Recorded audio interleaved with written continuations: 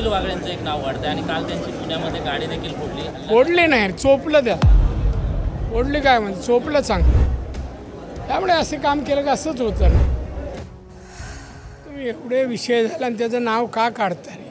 बेअकली माणूस राष्ट्रपती राजवट केव्हा लावली जाते याचं त्याला ज्ञान आहे का? तुम्ही का त्याचं नाव घेऊन एवढं सगळं आम्ही मेहनत करून लोकांना विषय मांडायचे आणि तुम्ही त्याचं नाव घेऊन अपशगुन करता रे? गाव चलो अभियान अंतर्गत आपण आज दौरे करताय. आज पहिला कुडामधला मोठा प्रतिसाद मिळाला. कसं बघता याकडे? हे बघा, मी तुम्हाला सांगू, मी या जिल्ह्यात आल्यापासून मला लोकांचा प्रतिसाद अतिशय चांगला आहे. मला प्रतिसाद लोक देतात. माझी कधीही लोकांबद्दल तक्रार नाही. अतिशय चांगला आहे. कुठे न सांगता गेलो तरी 5-50 लोक जमतात. दादा, माणगावकर तुमचं होम बीच आहे. 36 गावांमध्ये मोठ्या प्रमाणात तुम्हाला मतदान झालेलं होतं. आज मोठा प्रतिसाद मिळतो. या होम बीचवर तुम्ही एकदा आला तर लोकांनी कसा प्रतिसाद दिलेला आहे? चांगला दिला, चांगला दिला. मी होम पिचवर सेंचुरी मारू शकतो असं दिलं.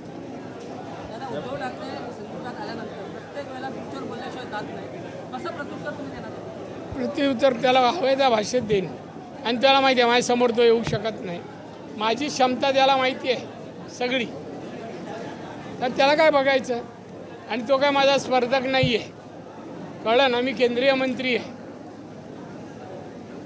दीपक केसरकरने एक गौप्यस्फोट केलेला की त्यांना मंत्रिपद मिळण्यासाठी 1 कोटीचा चेक उद्धव ठाकरेंना दिलेला. गौप्यस्फोट नाही, वास्तव आहे.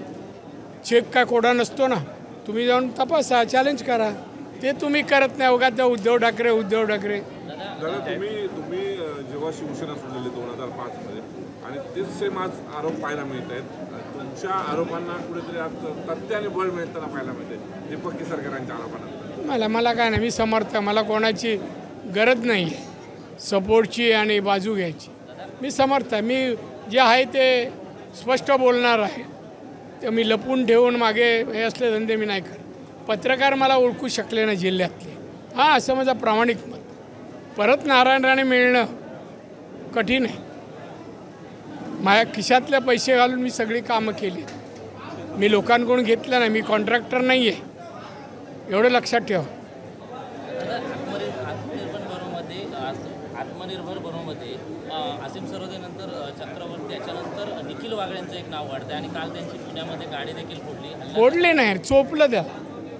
फोडली काय म्हणजे चोपलं चांगलं. त्यामुळे असे काम केलं का असंच होतं ना. ते बाकीच्यांची पण तीच दशा होईल. ठाकरेंनी फडणवीसांना खालच्या पातळीवर बोलले, निर्दयी आणि मनोरुग्ण आहेत असं ते बोलले. मनोरुग्ण उद्धव ठाकरे आहे. मनोरुग्ण नाही, वेडसर आहे तो. काही बोलतो. दिशा चालेल आणि पगरण पुन्हा.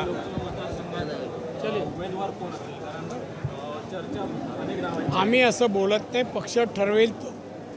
आम्ही अशी चर्चा करत नाही. भाजपच्या चिन्हावरच नाही, भाजप जो ठरवेल ते पण भाजपचीच सीट आहे.